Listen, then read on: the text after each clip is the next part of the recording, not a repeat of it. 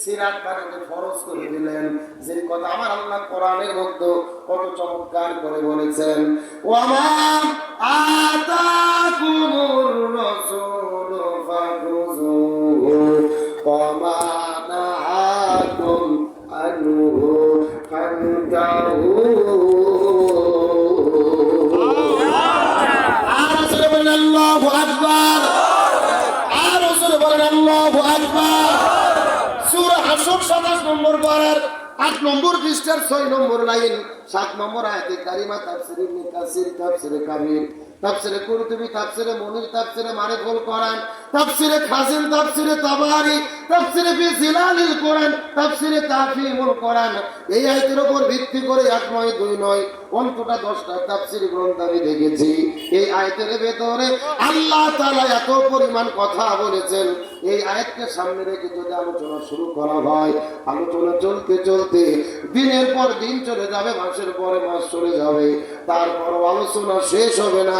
জোরে বলা যাবে কি মারহাবা।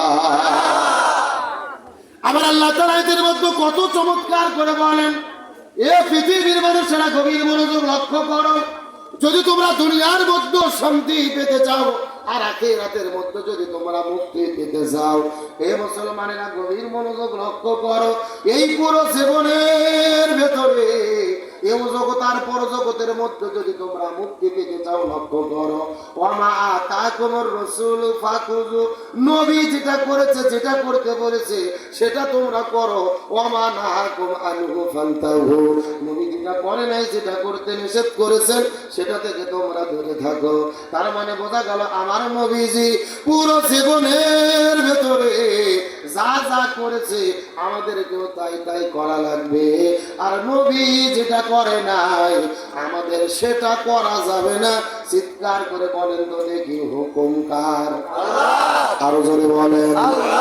এ বগুড়া নন্দীগ্রামের মুসলমান গভীর মনোযোগ লক্ষ্য করুন, নবী পুরো জীবনের মধ্যে কি কি করেছে আর আমাদের জন্য কি কি করা দরকার, এই মেসেজটা দেওয়ার পরে আপনাদের মধ্য থেকে বিদায় নিয়ে চলে যাওয়ার চেষ্টা করব। গভীর মনোযোগ দিয়ে কথাগুলো বোঝার চেষ্টা করবেন। আমার নবী মক্কা থেকে মদিনার ভিতরে হিজরত করার পরে, ওই মদিনায় যাওয়ার পরে নবীজি মদিনা নামক একটা রাষ্ট্র গঠন করলেন। আর আমাদের নবী হলো ওই মদিনা নামক রাষ্ট্রের রাষ্ট্রপতি। আমার নবী ছিল রাষ্ট্রপতি। জোরে বলেন, আমার নবী কি ছিল? রাষ্ট্রপতি। কেন নবী রাষ্ট্রপতি ছিল বলতে ভয় লাগে? যারা চাপা খুলবে না মনে করবেন ভেতরে ভেজাল আছে।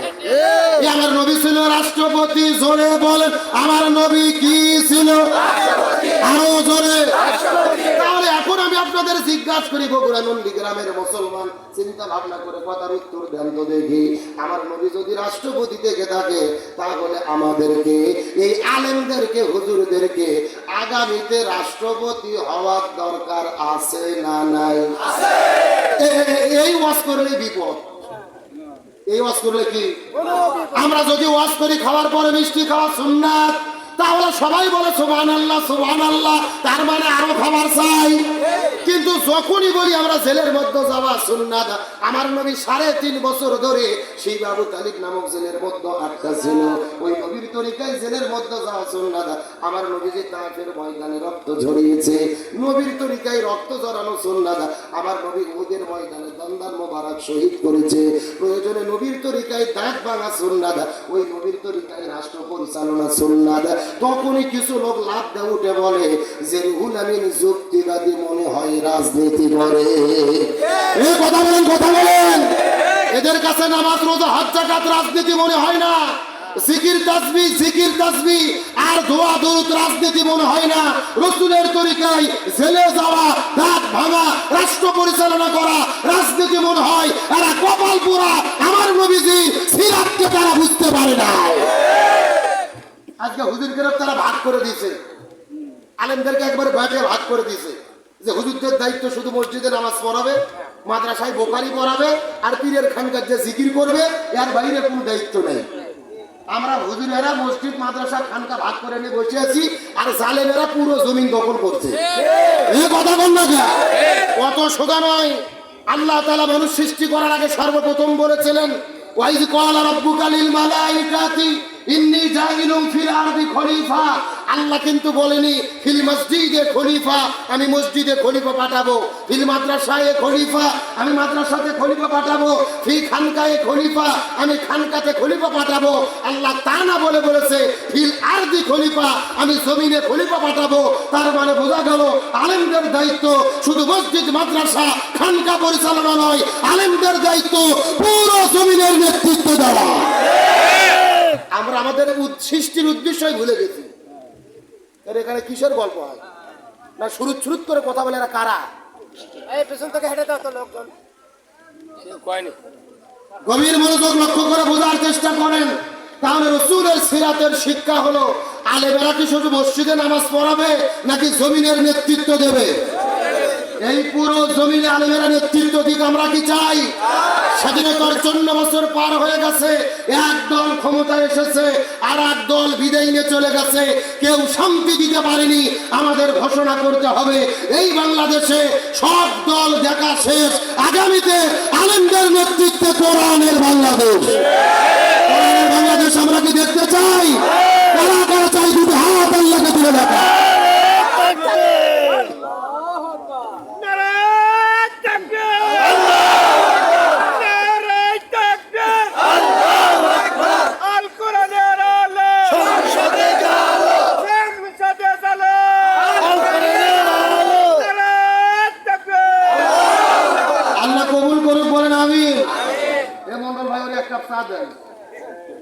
ও যতক্ষণ ঠিক আছে আলোচনা ততক্ষণ চলবে ইনশাল্লাহ বলেন। তাহলে কোরআন দিয়ে বাংলাদেশ চলুক আমরা কি চাই? জোরে বলেন চাই। আল্লাহ রহমত স্বৈরাচার হাসিনা পালিয়ে যাওয়ার পরে বাংলাদেশ ইসলামপন্থীদের গণজোয়ার চলতেছে, আলহামদুলিল্লাহ বলেন। তারই ধারাবাহিকতা আমরা দেখেছি ডাকসু জাকসু চাকসু, এমনকি গতকালকে রাকসুতে নির্বাচন হয়েছে। আজকে ফলাফল দেখেছেন ইসলামপন্থীরা ইসলামী ছাত্র শিবিরের নেতৃত্বে বিপুল ভোটে তারা বিজয় হয়েছে। 23টা পদের 20টা পদ তারা পেয়েছে, আলহামদুলিল্লাহ বলেন। এমনকি 17টা হল রয়েছে, প্রতিটা হলের ভেতরে ইসলামী ছাত্র শিবির এবং ছাত্রী সংস্থার আমার বোনেরা ভিপি জিএস এজিএস পদে পূর্ণ প্যানেল তারা বিজয় হয়েছে, আলহামদুলিল্লাহ বলেন। সুতরাং ডাকসু জাকসু রাকসু চাকসু এই সমস্ত বিজয় প্রমাণ করে আগামীর বাংলাদেশ হবে কোরআনের বাংলাদেশ, আগামীর বাংলাদেশ হবে ইসলামের বাংলাদেশ। আর ঢাকা বিশ্ববিদ্যালয় সাদিক কায়েমের বিজয়ের মাধ্যমে ইসলামপন্থীদের বিজয়ের যে সূচনা হয়েছে, আগামীতে পার্লামেন্টে কোরআন বিজয়ের মাধ্যমে আমাদের চূড়ান্ত বিজয় হবে। অনেকেই বলতেছে যে এই সমস্ত ডাকসু জাকসু রাকসু এগুলো নির্বাচনের প্রভাব জাতীয় নির্বাচনে পড়বে না, এরকম কি আপনারা গোয়েন্দার নাই? কিন্তু ভালো করে বোঝেন 20 বছর আগের বাংলাদেশ আর এখন এক বাংলাদেশ নাই। ঢাকা বিশ্ববিদ্যালয় যেদিন ডাকসু নির্বাচন হলো সারা রাত বাংলাদেশের মানুষ ঘুমাই নাই, যেন মনে হচ্ছিল জাতীয় নির্বাচন হচ্ছে। রাত 12টার দিকে আমি বগুড়া সাতমাথায় গিয়েছি, এক রিক্সা চালক চাচা আমার ডাকতে বলতেছে, হুজুর ঢাকায় নির্বাচনের কি হলো? আল্লাহ আকবার বলবেন না? তার মানে বোঝা যায় ঢাকায় কি ঘটনা ঘটে ওই খবর রিক্সা চালকের কাছে থাকে। চট্টগ্রাম রাজশাহীতে কি ঘটে আপনাদের নন্দীগ্রাম এই ভাটরা ইউনিয়নের কৃষকের কাছেও সেই ক্ষমতা থাকে। ডিজিটাল জামানা, প্রতিটা বাড়ি বাড়ি ভিডিও মোবাইল আছে, ফেসবুক হয় চাচা চালাই না হলে চাচি চালাই, নাই বেটা চালাই নাই বিটি চালাই। সুতরাং এক যে গণজোয়ার সৃষ্টি হয়েছে, এই গণজোয়ার কেউ বন্ধ করতে পারবে? জোরে বলেন পারবে? ছাত্র শিবিরের ভাইদের ধন্যবাদ দেই। রাজশাহী বিশ্ববিদ্যালয়ে এক হিন্দু প্রার্থী, তিনিও শিবিরের প্যানেল থেকে নির্বাচন করে বিজয়ী হয়েছে, আলহামদুলিল্লাহ বলেন। ছাত্র শিবিরের কেন্দ্রীয় সেক্রেটারি জেনারেল নুরুল ইসলাম সাদ্দাম তার বুকের মধ্যে জড়িয়ে ধরেছে, তাকে ভালোবাসা দিয়ে জাতির কাছে মেসেজ দিয়েছে, বাংলাদেশে হিন্দু মুসলমান আমরা বিভেদ করতে চাই না, আগামীর বাংলাদেশ আমরা মিলেমিশে করতে চাই। আর ফতোয়া দিয়ে ভুল বোঝানো যাবে না। ভারত চেয়েছিল মন্দিরে হামলা করে জামাতের উপরে দোষ চাপিয়ে দিতে, আমরা প্রমাণ করেছি কোন ধর্মের উপরে আমরা আঘাত করি না। আমার নবী মদিনায় হিজরত করে মদিনা সনদের ভিত্তিতে হিন্দু বৌদ্ধ খ্রিস্টান সবাইকে নিয়ে মদিনা রাষ্ট্র গঠন করেছিল। আমরাও নবীর তরিকায় এই বাংলাদেশে সবাইকে নিয়ে মিলেমিশে কল্যাণকামী রাষ্ট্র গঠন করতে চাই। আর হিন্দুদের ভুল বুঝানো যাবে। এখন বাংলাদেশের অধিকাংশ হিন্দুরা জামাত ইসলাম আর ইসলামী দলের পক্ষে, কতক্ষণ লাগা তারা আজকে ছাত্র শিবির সেই মেসেজটি দিয়েছেন, এই জন্য তাদেরকে ধন্যবাদ দেই। কিন্তু আমাদের প্রিয় ভাই যখন ভিপি হিসেবে সাইদ নির্বাচিত হয়েছেন, ঘোষণা হয়েছে, তিনি হাউমাউ করে কান্না শুরু করে দিয়েছেন। কান্না করার কারণ কি? তার কারণ তিনি প্রমাণ করেছেন এই বিজয় অর্জন করার মালিক আমরা নয়, বিজয় দেওয়ার মালিক হলেন আমার আল্লাহ। ঢাকা শহরে গত এক সপ্তাহ আগে আমিরে জামাত ডক্টর শফিকুর রহমান বাংলাদেশের বাছাই করা 300 জন বক্তাকে ডেকেছিল। আমার বাবজান রুহুল আমিন যুক্তিবাদী চাচাও ছিল, আমিও ছিলাম। আমিরে জামাত মেসেজ দিয়েছে, সমাবেশে একটু লোক বেশি হচ্ছে, জনমত আপনাদের পক্ষে বেড়ে গেছে, এই জন্য অহংকার করবেন না, ভাববেন না জিতেই গেছি, যা লোক দেখতেছেন এগুলো তো সামনে সাধারণ বিষয়, আল্লাহর রহমত ছাড়া আমরা বিজয় লাভ করতে পারবো না। এটা আমাদের ঈমান আকীদা, এই জায়গায় আগে আমাদের পরিষ্কার থাকতে হবে। এই গণজোয়ার কিছু নয়, আল্লাহর রহমত। আর প্রকৃত বিজয়ের মালিক কে? আল্লাহ। আরো ধরে বলেন। সুতরাং তিনি কেঁদে কেঁদে আল্লাহর কাছে দোয়া করেছেন। নুরুল ইসলাম সাদ্দাম ভাইয়ের নেতৃত্বে নামাজে দাঁড়িয়ে গেছেন, সিজদা করে আল্লাহর তাকবীরে মুখরিত করেছেন। চাকসু তারপরে রাকসু সব জায়গায় শিবির বিজয় হয়ে আল্লাহর তাকবীরের ধ্বনিতে মুখরিত করেছে। বিজয়ের সূচনা হয়েছে। আগামীতে বাংলাদেশের পার্লামেন্ট বিজয় করে সংসদের ভেতরেও আল্লাহর নামের তাকবীর হবে ইনশাআল্লাহ। আর অন্যান্য দল হারিয়ে গেল, তারা ষড়যন্ত্র শুরু করেছে। ছাত্র দলের ভরাডুবির কারণ কি? দুইটা কারণ। ছাত্র দল ভরাডুবির পেছনে প্রথম নম্বর কারণ, স্বৈরাচার হাসিনা পালিয়ে যাওয়ার পরে ছাত্রলীগ যেই রাজনীতি করছে, ওই একই রাজনীতি ছাত্র দল করা শুরু করেছে। ত্যাগিং আর গুলিং এর রাজনীতি, যে শিবির মানে রাজাকার, শিবির মানে রক্ষাটা, জামাত শিবির রাজাকার। এই মুহূর্তে বাংলা ছাড়, এরা হলো পাকিস্তানি তালেবানি। এদেরকে বলতে চাই, জামাত ইসলাম বাংলাদেশ ছাড়েনি। কেউ দিল্লিতে পালিয়ে গেছে, কেউ লন্ডনে পালিয়ে গেছে, আর জামাত ইসলামের নেতৃবৃন্দু দেশের ভেতরে থেকে ফাঁসির দড়িতে ঝুলেছে, তাও দেশ ছাড়া হয় না। আমাদেরকে বলো আমরা দেশ ছাড়বো না। জামাত ইসলামের নেতৃবৃন্দ জীবন দিয়েছে, তাও দেশের প্রতি ভালোবাসা কমায় নাই। আজকে তাদের ভরাডুবির মূল কারণ, তারা যখন ওই একই আওয়ামী লীগের কায়দায়, ওই একই রাজাকার, একই তালেবানি, ওই একই জিকির শুরু করছে, ওদের থেকে মুখ ফিরিয়ে গেছে। তার মানে বোঝা গেল রাজাকার তালেবানি জিকির আর বাংলাদেশে চলবে না। আর দুই নম্বর কারণ, ছাত্র শিবিরের ছেলেরা ছাত্রদের ফ্রেশ পানির ব্যবস্থা করে দিয়েছে, রমজান মাসে ইফতার করিয়েছে, ঈদের দিন উপহার দিয়েছে, কুরবানির ঈদের বস্তু দিয়েছে, আর ওরা সাদাবাজি টেন্ডারবাজিতে ব্যস্ত ছিল। সুতরাং আমরা বলি, ইসলামী ছাত্র শিবিরের বিজয়ের মাধ্যমে সেই বিজয়ের সূচনা হয়েছে, আগামীতে বাংলাদেশে কোরআন বিজয়ের মাধ্যমে চূড়ান্ত বিজয় হবে ইনশাআল্লাহ। তাহলে বলতে চাচ্ছিলাম, রাসূলের সিরাতের শিক্ষা, যিনি মসজিদের ইমাম হবে তাকেই সমাজের ইমাম হতে হবে। আমার যে বন্ধুগণ, মুসলমান ভাইরা গভীর মনোযোগ লক্ষ্য করুন। কোন দিকে নজর নাই, কোন দিকে তাকাতাকি নাই। চুম্বক কিছু কথা বলতে চাই, ভালো করে বোঝার চেষ্টা করবেন। আমার নবী জমিনের ভেতরে শান্তি প্রতিষ্ঠা করার জন্য 17 বছর বয়সের ভেতরে এই জমিনে একটা দল গঠন করেছিল, যেই দলের নাম হলেন হিলফুল ফুজুল। কি নাম বললাম? এই নন্দীগ্রামের মুসলমান কথাগুলো মাথার ঢোকানোর চেষ্টা করেন।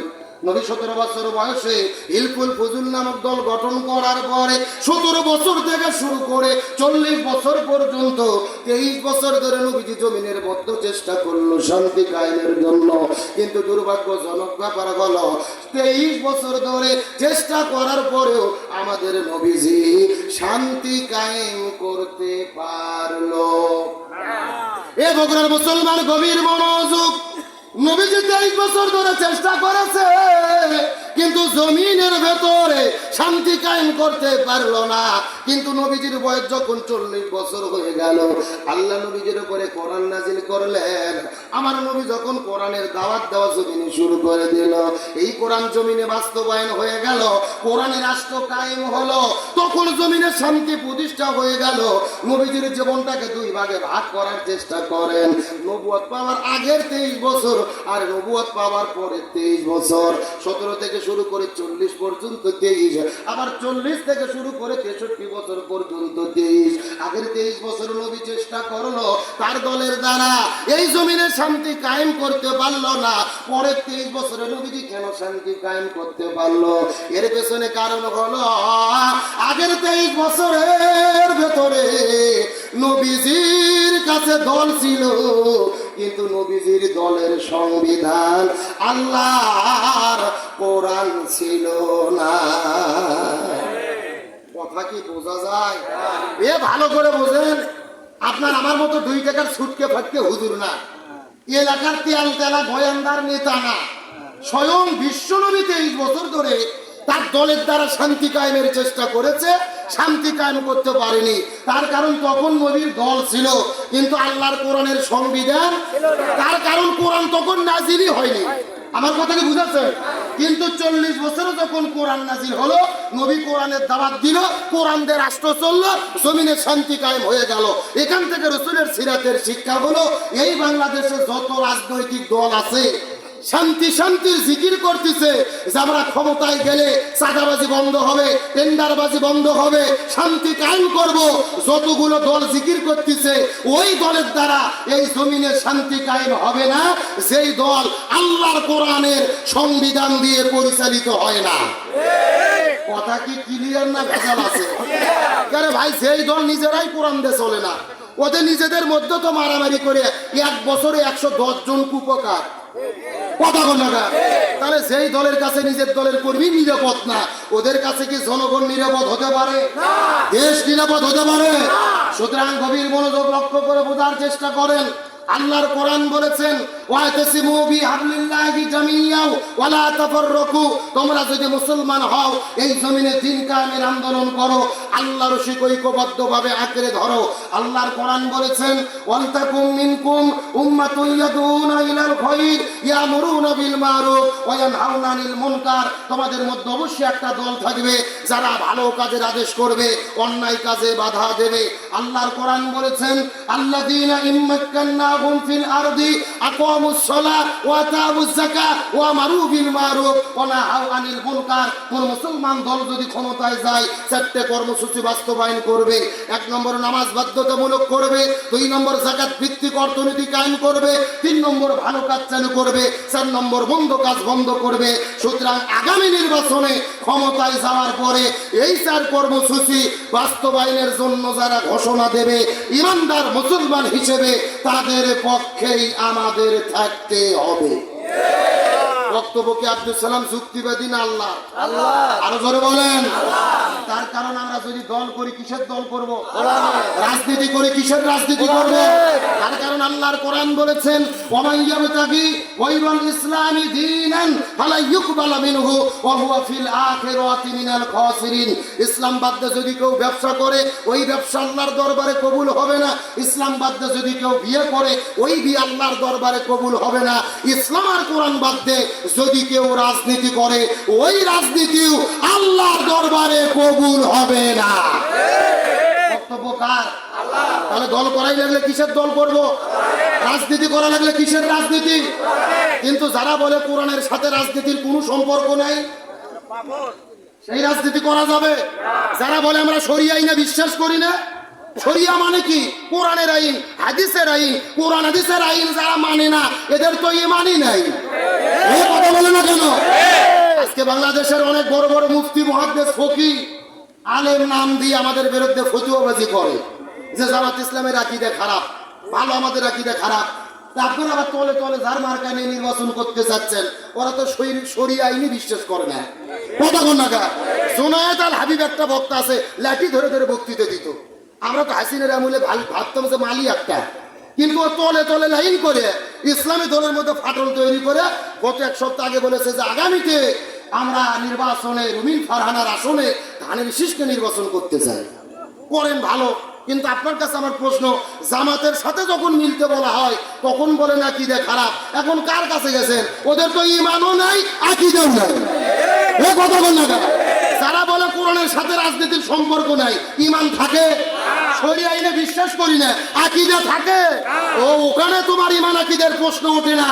ইসলামী দল মিলতে গেলে ঈমান আকীদার প্রশ্ন ওঠে। তার মানে এগুলো ভণ্ডামি, আর এমপি নির্বাচন করে ক্ষমতা পাওয়ার লোভী ছাড়া কিছু নয়। আমাদের কি আকীদা? আমাদের আকীদা লা ইলাহা ইল্লাল্লাহ মুহাম্মাদুর রাসূলুল্লাহ। এই কালেমার বাইরে আমাদের কোনো আকীদা নেই। কথা বল না। আমরা সারাদিন মৌদুদি মৌদুদি জিকির করি? আমাদের আকীদে সংবিধানে স্পষ্ট লেখা আছে, কালেমা যা আমাদের আকীদে তা, এর বাইরে নতুন কোন আকীদে নেই। তাহলে আমাদের আকীদে যদি ভুল হয়, কালেমা সংশোধন করেন, কথা বল না কেন? এগুলো ধোঁয়াশা ধোঁয়াশা, একটা বিভ্রান্ত ছড়াতে চায়, কিন্তু কোনো কাজ হবে না। এইবার জনগণের চাওয়া ইসলামী দলগুলো এক হোক। যে এক হবে না, জাতির কাছে সে মুনাফিক এবং গাদ্দার হিসেবে চিহ্নিত হবে। ভালো করে বোঝেন, কার ভুল নাই, কার অপরাধ নাই। আমরা তো মানুষ, ত্রুটি বিচ্যুতি থাকতেই পারে।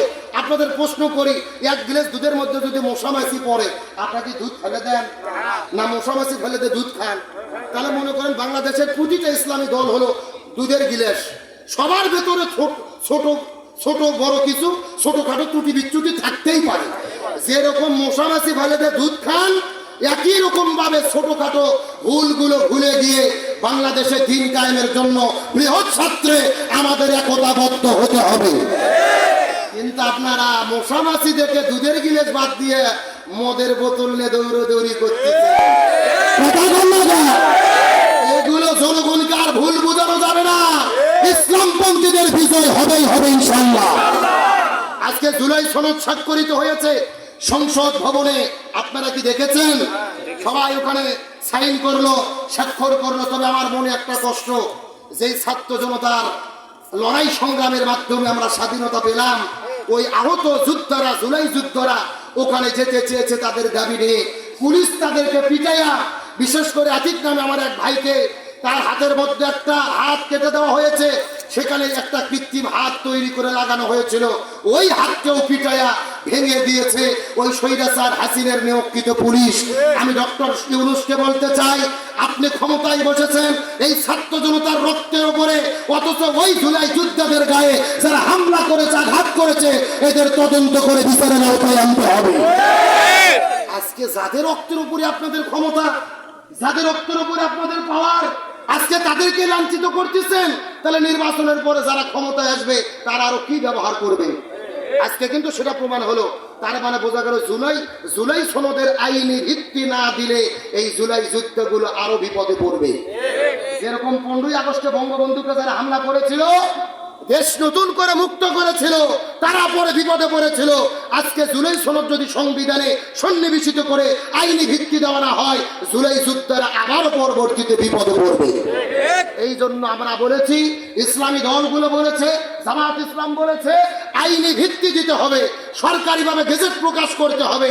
আইনি ভিত্তি দিয়ে জুলাই সনদ বাস্তবায়ন না হলে এই দেশের আমরা প্রত্যেকেই বিপদের মধ্যে পড়ব। সুতরাং ছাত্রদের গায়ে যারা হামলা করেছে, এদের ব্যাপারে ব্যবস্থা গ্রহণ করেন। আপনাদের জানতে চাচ্ছিলাম, শান্তির জন্য লাগবে কি? আর জোরে বলেন। আমার বন্ধুগণ, মুসলমান ভাইরা গভীর মনোযোগ লক্ষ্য করুন। আমার নবীজি বিদায় হজের দিনে 100 লক্ষ সাহাবীদের সামনে আমার নবীজি কত চমৎকার করে ঘোষণা দিয়ে বলেন, তারাকতু ফীকুম আমরাইন লান তাদিল্লু মা তামাসসাকতুম বিহিমা কিতাবাল্লাহি ওয়া সুন্নাতা রাসূলি। আমার নবী বিদায় হজের দিনে ডাক দিয়ে বলেন, আমি তোমাদের জন্য দুইটা জিনিস রেখে যাচ্ছি, যদি আঁকড়ে ধরতে পারো কখনোই তোমরা পথভ্রষ্ট হবে না। চিৎকার করে বলেন তো দেখি, কয়টা জিনিস? আরো ধরে বলেন।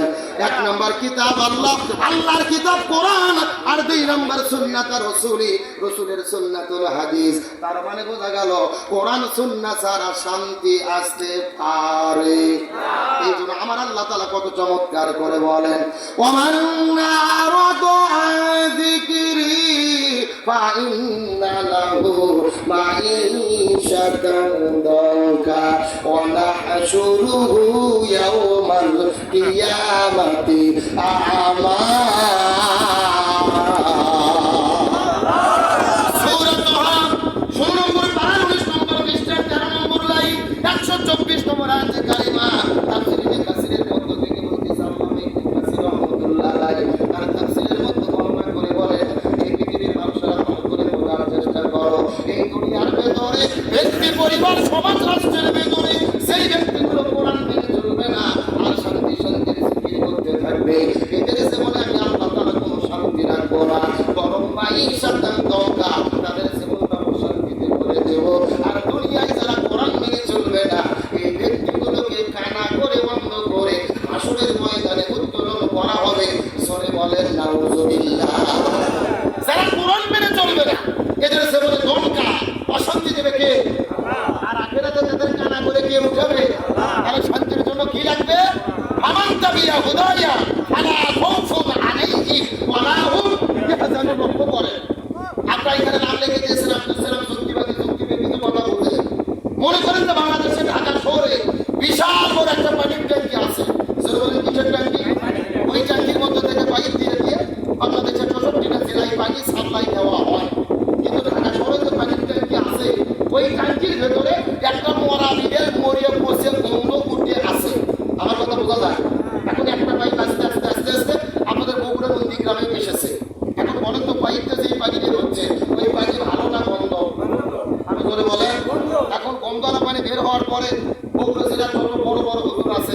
ইমাম, মসজিদ, খতিব, মুফতি, মুহাদ্দিস, ফকিহ সব আলেমদেরকে ডেকে বলা হয়েছে, এই হুজুরের গোষ্ঠীরা, এই যে বুন্দার পানি বের হচ্ছে তোমরা ফু দিয়ে দিয়ে পরিষ্কার করো। হবে কথা বলেন হবে? আচ্ছা বগুড়া হুজুর তো দূরের কথা, কাবা শরীফের ইমামও যদি আসে বিসমিল্লাহ বলে কিছু করে পরিষ্কার হবে? আচ্ছা বলেন তো পরিষ্কার করতে গেলে কি পরিষ্কার করা লাগবে? আরো জোরে বলেন। ওই ঢাকা শহরের ট্যাঙ্কি পরিষ্কার করা লাগবে, এটা কি বুঝতে পেরেছেন? এবার আসল অঞ্চল আসল আছে, এই বাংলাদেশের শান্তি প্রতিষ্ঠার একটা ট্যাঙ্কি আছে যার নাম হলো সংসদ ভবন। আরো জোরে বলেন। আর ওই সংসদের ভেতর থেকে বাবার আইন, চাচার আইন, দাদার আইন, খালুর আইন, ফুপুর আইন, কার্ল মার্ক্সের আইন, লেনিনের আইন, পুতিনের আইন, সক্রেটিসের আইন, প্লেটোর আইন, ধর্মনিরপেক্ষতাবাদ, জাতীয়তাবাদ, সোশ্যালিজম, ক্যাপিটালিজম, ভারতের আইন, ব্রিটিশের আইন, মানব রচিত তন্ত্র মন্ত্রকে জুতাই এবং ছাটাপিটা করে বিদায় করে যতদিন পর্যন্ত কোরআন সংসদে ঢুকাইয়া কোরআন দিয়ে বাংলাদেশ পরিচালিত না হবে ততদিন পর্যন্ত এই জমিনের ভেতরে শান্তি আসতে পারে না, পারে না, পারে না। সুতরাং আগামী নির্বাচনে এই বাংলাদেশের সমস্ত তন্ত্র মন্ত্রকে জুতাই এবং ছাটাপিটা করে কোরআনকে সংসদে ঢুকাইয়া কোরআনকে বাংলাদেশ পরিচালনা করার পক্ষে রায় দিতে কারা কারা রাজি আছেন দুটো হাত আল্লাহকে তুলে রাখা।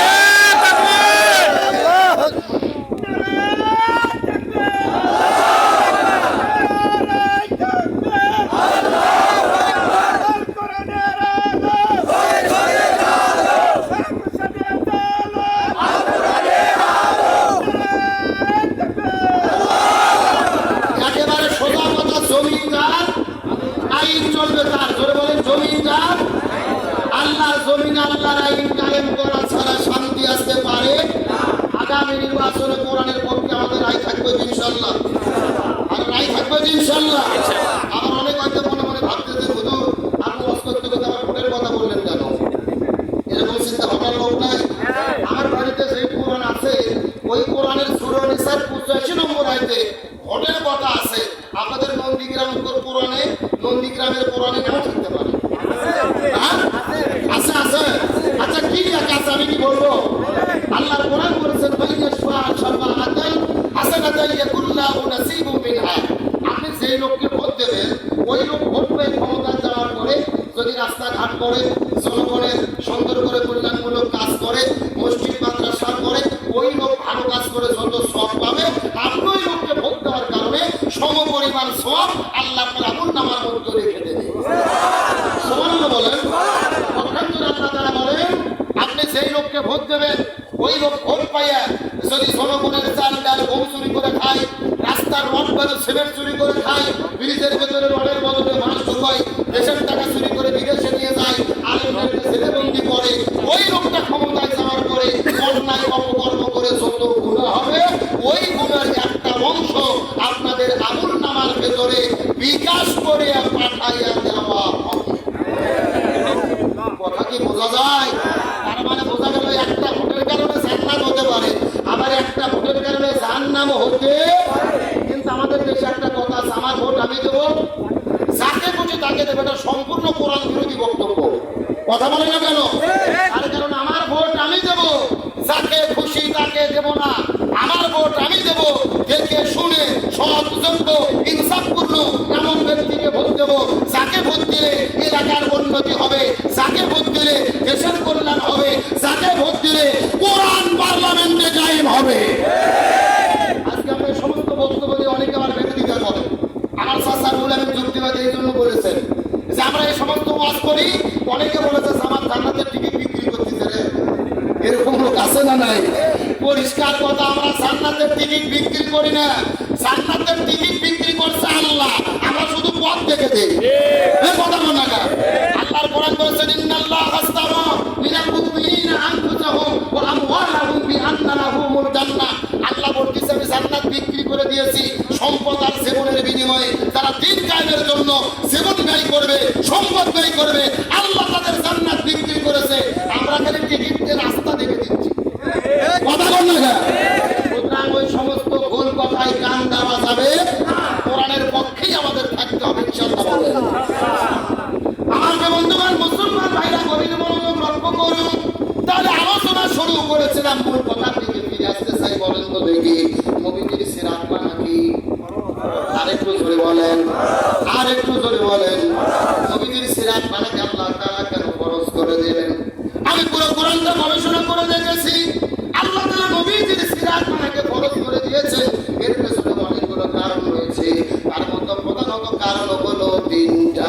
জোরে বলেন কয়টা? তিনটা কারণের মধ্যে প্রথম নাম্বার কারণটা কি? এই সম্পর্কে আমার আল্লাহ তাআলা কোরআনুল কারীমের মধ্যে বলেন, লাকাদ কানা লাকুম ফি রাসূলিল্লাহি উসওয়াতুন হাসানাহ। সূরা আযাব 21 নম্বর পারা 19 নম্বর পৃষ্ঠাতে 2 নম্বর লাইন 21 নম্বর আয়াতে কারিমা তাফসীরে কাসিরের মধ্য থেকে বলতেছে আল্লাহ রাব্বুল আলামিন বলে, হে পৃথিবীর মানুষেরা, তোমরা যদি সফল হতে চাও তাহলে ভালোভাবে জেনে নাও আমি নবীর জীবনের মধ্যে তোমাদের জন্য শ্রেষ্ঠ আদর্শ দান করেছি। আমি নবীর জীবনের মধ্যে শ্রেষ্ঠ আদর্শ দিয়েছি। এই আদর্শ মানা ছাড়া কোনো উপায়। ইমাম বুখারী রাহমাতুল্লাহ আলাইহি বুখারী শরীফ লেখার একটা কিতাব লিখেছিলেন, সেই কিতাবের নাম হলেন আল-আদাবুল মুফরাদ। ওই কিতাবের মধ্যে তিনি কত চমৎকার করে বর্ণনা করে বলেন, ওই হাসরের ময়দানে 6 প্রকার মানুষদেরকে আল্লাহ তাআলা বিনা হিসেবে জাহান্নামের মধ্যে দেবে। তার মধ্যে প্রথম নম্বর প্রকার হলো তারা যারা নবীকে বাদ দিয়ে অন্য কারো আদর্শ গ্রহণ করেছে। এখন আপনাদের জিজ্ঞাসা করি, হে নন্দীগ্রামের মুসলমান, আপনাদের নন্দীগ্রাম থানার ভেতরে আমরা ইউনিয়নের ভেতরে নবীকে বাদ দিয়ে অন্য কারো আদর্শ গ্রহণ করেছে, এইরকম লোক আছে না নাই?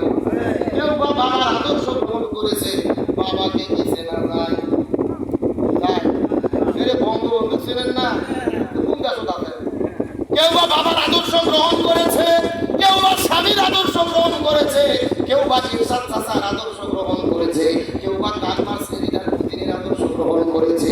আল্লাহর কোরআন বলেন, হাদিসের ব্যাখ্যায় নবীকে বাদ দিয়ে যদি কেউ বাবা চাচা খালু স্বামী ইত্যাদি ব্যক্তির আদর্শ গ্রহণ করে, দিনে হিসেবে যেতে হবে কোথায়? জান্নাত যদি পেতে চাই নবীর আদর্শ গ্রহণ করা ছাড়া কোনো উপায়। এই জন্য আপনি যদি পৃথিবীর মধ্যে শ্রেষ্ঠ বাবা হতে চান, নবীর তরিকায় হতে হবে। আপনি যদি পৃথিবীর মধ্যে শ্রেষ্ঠ নানা হতে চান, নবীর তরিকায় হতে হবে।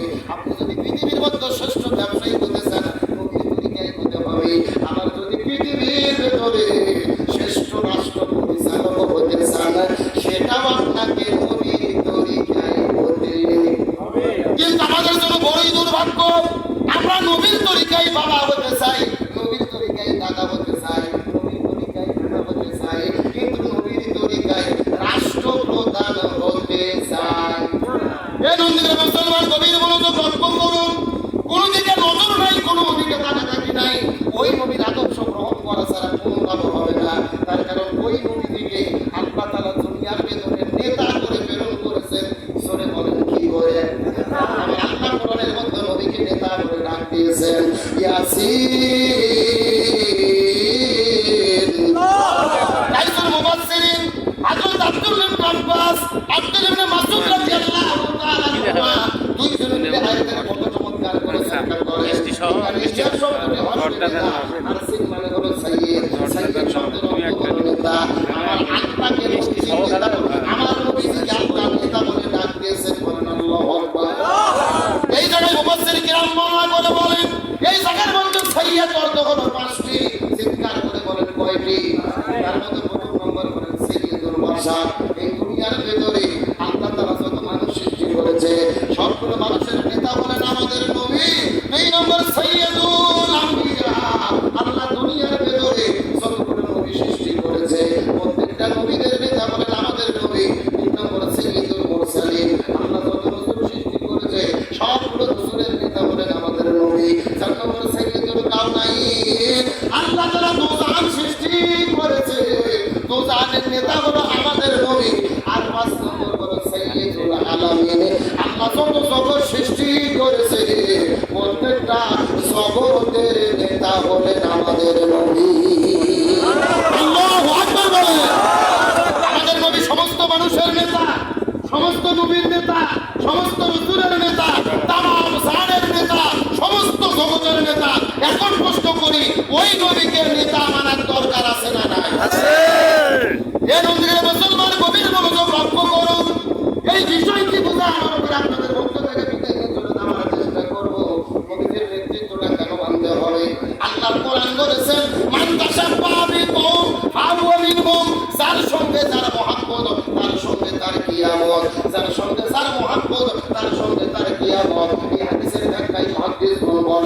এই দুনিয়ার ভেতরে যে দল করবে ওই দলের সাথে তার হাসর নাসর হবে।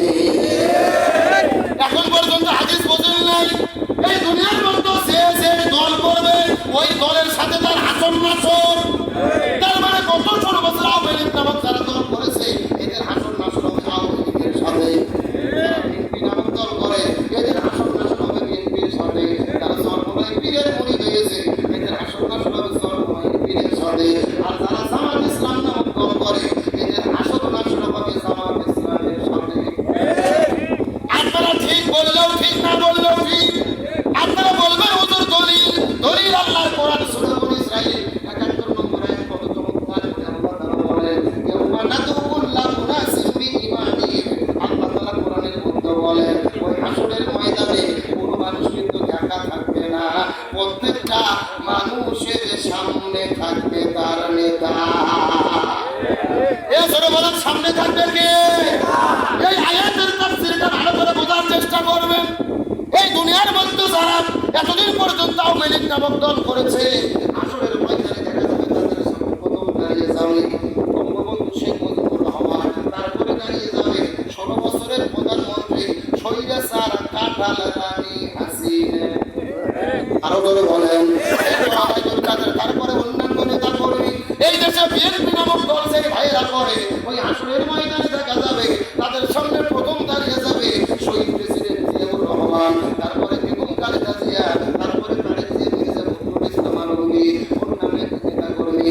দেশের মধ্যে যারা সর্বময় পীরের মুরিদ হয়েছে আসরের ময়দানে দেখা যাবে তাদের সামনে প্রথম দাঁড়িয়ে যাবে মরহুম পীর সাহেব হুজুর, এরপরে মুফতি ফয়জুল করিম রেজাউল করিম, তারপরে প্রধানমন্ত্রী যারা দেশের মধ্যে যারা জামাত ইসলাম নামক দল করে আসরের ময়দানে দেখা যাবে তাদের সামনে প্রথম দাঁড়িয়ে যাবে এই দলের প্রতিষ্ঠাতা আল্লামা সৈয়দ আবুল আলম মওদুদী রাহিমাহুল্লাহ, তারপরে দাঁড়িয়ে যাবে মাওলানা মুজিবুর রহমান তারপরে দাঁড়িয়ে যাবে কোরআনের পাখি শহীদ আল্লামা দেওয়ার হোসাইন সাইদি, এরপর আমিরা জামান ডক্টর শফিকুর রহমান, তারপরে অন্যান্য নেতা, তারপরে কর্মীরা।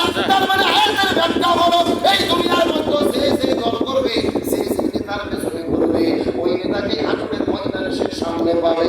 এখন আপনি আয়াতটা মিলানোর চেষ্টা করেন, এই দুনিয়ার ভেতরে এমন দল আপনি করেছেন আর এমন দলের নেতার পেছনে আপনি করেছেন সেই নেতা জনগণের তেল চুরি করে খায়, রাস্তা করার দায়িত্ব পাইলে রড বালু সিমেন্ট চুরি করে খায়, ব্রিজ করার দায়িত্ব পাইলে রোডের বদলে বাঁশ ঢুকে দেয়, দেশের টাকা চুরি করে বিদেশে নিয়ে যায়, আলেমদেরকে জেলের মধ্যে বন্দী করে, কোরআন সুন্নাহ বিরোধী নীতি দিয়ে দেশ পরিচালনা করে। এমন নেতার পেছনে যদি ঘুরে থাকেন আল্লাহর কোরআন বলতেছে তাহলে আপনারা ধরা খাইয়ে বসে আছেন। এই কথা বলেন, কথা বলেন। এই নেতা মানা দুনিয়ার বিষয় নয়। এই দুনিয়ায় আপনি যাকে নেতা মানবেন আসলে তাকে আপনি সামনে পাবেন। এখন আপনি দুনিয়ায় আখিরাতে যদি ভালো নেতাকে চান এই দুনিয়াতে ভালো নেতার পেছনে ঘুরতে হবে, আর যদি আখিরাতে খারাপ নেতা চান ওই আখিরাতে কাকে চান? আলেমদের সামনে দেখতে চান নাকি আপনি সৎকুর ঘুষখোর বাটপার সিন্ডিস্টেট বাস্টার টেম্পু স্ট্যান্ড দখলকারী চাঁদাবাজদেরকে সামনে দেখতে চান? বাড়িতে যাওয়ার পরে ভোট নিয়ে বিছানা ছুঁয়ে থেকে ভালো করে বুঝে শুনে সিদ্ধান্ত নেবেন। কথা কথা না আমাকে মৌলবী যুক্তিবাদী চাচা এখানে ডাকি আছে হাতর লাঠি দেয়নি যে আপনাদের আমি পিটাই বুঝাবো না। আমার দায়িত্ব কোরআনের বক্তব্য দেওয়া, মানা না মানা আপনাদের ব্যাপার। ওই কথা বলে না কেন? তাহলে আখেরাতে যদি ভালো নেতা পেতে চাই এই দুনিয়াতে ভালো নেতার পেছনে ঘোরার দরকার আছে না নাই? এখন আপনাদের মনে প্রশ্ন থাকতে পারে হুজুর 1450 বছর আগে রসুল চলে গেছে, এখন নবীকে কি আমি নেতা মানবো? এমন প্রশ্ন আছে না নাই? নবীর সুন্নাত টুপি সেই নেতার মাথার মধ্যে আছে, নবীর সুন্নাত দাড়ি সেই নেতার মুখের মধ্যে আছে, নবী যেই রাজনীতি করেছে ওই রাজনীতি যেই দল করে, নবী যেইভাবে দেশ চালাইছে ওইভাবে যেই দল দেশ চালাতে চায় ওই দলের নেতাদেরকে আপনাদের নেতা মানতে হবে। কথা ক্লিয়ার না ভেজাল আছে? তাহলে রসুলের সুন্নাত কোরআনের আইন ছাড়া শান্তি আসবে? এই গভীর মনোযোগ লক্ষ্য করেন। আজকে নিউজের মধ্যে দেখলাম গাজীপুর কালিয়া মাত্র 13 বছরের একটা কিশোরী মেয়েকে মাদ্রাসা থেকে অপহরণ করে নিয়ে গিয়ে একটা হিন্দু ছেলে 1 নয় 2 নয় লাগাতার 3 দিন ধরে ধরে ধর্ষণ করেছে, ধরে বলেন নাউজুবিল্লাহ। একটা ছোট্ট মেয়ে 13 বছর বয়স, লাগাতার 3 দিন ধরে তাকে ধর্ষণ করা হলো। মেয়ে যখন বাড়িতে ফিরে এসেছে, মামলা করার পর্যন্ত পরিবার সাহস পায়নি। ওরা প্রভাবশালী, 1 মাস পরে সেই ঘটনা প্রকাশ হয়ে গেছে। আমরা জিজ্ঞেস করতে চাই, এই বাংলাদেশে একটা হিন্দু ছেলে হিন্দু নাকি মুসলমান হলো, এটা বড় বিষয় নয়। অপরাধীর কোনো ধর্ম নাই, অপরাধীর কোনো দল নাই, অপরাধী তো সে অপরাধী। আমরা বলতে চাই, মাত্র 13 বছর বয়সের মেয়েকে যে ধর্ষণ করলো, একে অনতি বিলম্বে গ্রেপ্তার করে ফাঁসির দড়িতে ঝুলাইয়া দৃষ্টান্তমূলক শাস্তি দিতে হবে। আমরা যত ওয়াজি করি, ঘুরে ফিরে একটা জায়গায় যেতে হবে, শান্তির জন্য কি রাখবে? আচ্ছা, ধর্ষণের বিচার কোরআনে আছে না নাই? ওয়াজানিয়াতু ওয়াজানি ফাজলিদু কুল্লা হিদিন মিনহুমা মিআতা জালদা। বিয়ে করার আগে যদি কোনো ছেলে মেয়ে জিনা করে, 100টা বেতের আঘাত করে তাদের মধ্যে বিয়ে করে দিতে হবে। কিন্তু বিয়ের পরে যদি কেউ জিনা করে, যদি কেউ ধর্ষণ করে, আল্লাহর কোরআন বলতেছে বুক পর্যন্ত মাটিতে পুঁতে রেখে হাজারো বিবির সামনে প্রকাশ্য দেবালোকে পাথর মেরে তাকে হত্যা করতে হবে। আজকে বাংলাদেশের এক ধর্ষণকারীকে ধরার পরে বাইতুল মুকাররমের উত্তর পাশে প্রকাশ্য দেবালোকে বুক পর্যন্ত মাটিতে পুঁতে রেখে পাথর মেরে যদি হত্যা করা হতো, এই বাংলাদেশে ধর্ষণ করা তো দূরের কথা, এই যুবকদের স্বপ্ন দোষ পর্যন্ত বন্ধ হয়ে যেত। আজকে কোরআনের আইন নাই, এই জন্য দেশের শান্তি নেই। 40 বছর ধরে এই যে চাষা বললাম ওয়াজ করতেছি, আমাদের ওয়াজে জুতো চুরি বন্ধ হয়নি। কতক্ষণ না কেন মসজিদের জুতো চুরি বন্ধ করতে পারিনি আমরা? আমাদের ওয়াজে এই সমাজের চুরি বন্ধ হবে, কিন্তু চুরি বন্ধ করার ওষুধ কোরআনে আছে না নাই? যদি কেউ চুরি করে, ও ছেলে হোক অথবা মেয়ে হোক, তাদের হাত কেটে দিতে হবে। কার কথা? আজকে বগুড়া জেলার 100 লোক ধরে 7 মাথার মোড়ক যদি প্রকাশ্য দেবালোকে হাত কেটে দেওয়া হতো আর সব মিডিয়াতে প্রচার করা হতো, চুরি করা তো দূরের কথা, এই চোরগুলো তওবা করে দেশ ছেড়ে পালিয়ে যেতে বাধ্য হতো। সোজা কথা, কোরআনের যেখানে বিচার থাকে না, কোরআনের আইন থাকে না, ওখানে কোনো শান্তি থাকে। কিন্তু অনেকে আবার কিন্তু ভয় দেখাচ্ছে যে জামাত ক্ষমতায় গেলে বিপদ রে, চোরের হাত কাটবে, এমন একটা কথা আছে না নাই? আমি ব্যাখ্যাটাতে শেষের দিকে যাব, লক্ষ্য করেন। আল্লাহ কিন্তু হাত কাটতে বলছে, কিন্তু সবার হাত কাটতে বলেনি। কোরআনের তাফসীরটা বুঝলেন? চুরি হলো 2 প্রকার, একটা হলো অভাবে আর একটা হলো স্বভাবে। জোরে বলেন, চুরি কয় প্রকার? একটা হলো অভাব আর একটা হলো আপনাদের এই যে সিন্ধে বাজার, ভান্ডার আশেপাশে গ্রাম আছে, ভ্যান করিয়ে আশেপাশে যত চোর আছে, আলু পিঁয়াজ মরিচ বা চুরি করে, এরকম কিছু একটা ছেঁচড়া চোর নাই? ধানের ধর থেকে আমি চুরি করে লোক নাই? আচ্ছা বলেন যে এরা কি অভাবে করে না স্বভাবে? স্বভাব না, অভাব। বাজার করে খাওয়ার জায়গা নেই, পিঠির বাড়ির যাবে সাজা দেবে টাকা নেই, ছোট করে কান্না করতে স্কুলের খরচ নেই, এরা অভাবত করে চুরি করে। আল্লাহর কোরআন বলতে যে অভাবে চুরিদের কোনো হাত কাটা নেই। এদের যত চাহিদা আছে, শিক্ষা স্বাস্থ্য ব্যবস্থা খাদ্য, এদেরকে বুঝে দিতে হবে, তাহলে ওদের চুরি বন্ধ হয়ে যাবে। এখন পরের ব্যাখ্যা শুনে এসি ঘরের মধ্যে বসে থাকে, সচিবালয়ে বসে থাকে, কলমের খুঁজো মারে, কোটি টাকা যারা চুরি করে, এরা অভাবে করে না স্বভাবে? এদের কি কোনো অভাব আছে? কোটি টাকার মালিক, 4টে গাড়ি, ও একটালে ঘোরে, বেটা একটালে ঘোরে, ও 4টে ঘোরে, এদের কোনো অভাব আছে? যারা চুরি করে স্বভাবে, আল্লাহ কোরআন বলতেছে বাগুন চোর, মুড়ে চোর, কেক চোর, আবুল কুদ্দুস মফিজ, এদের হাত কাটা বহু দূরে। আগে সচিবদের হাত কাটতে হবে, আগে বড় বড় এমপিদের হাত কাটতে হবে। এই জন্য আমার চাচা রুলামের যুক্তিবাদী বলেছে, আগে সর্বপ্রথম হাত কাটা উৎপাদন হবে ওই চুরি করা এমপিদেরকে দিয়ে। এক এমপির হাত কাটলে 399 জন এমপি এমনি ফেরস্তা হয়ে যাবে। কথা কোন? এক সচিবের হাত কাটলে বাকি সচিব এমনি ভালো হয়ে যাবে। আচ্ছা, আপনারা হজুমরা করতে গেছেন, শেষ করে দেবো? না না হ্যাঁ, 11টা মানে শেষ করতে দেবো?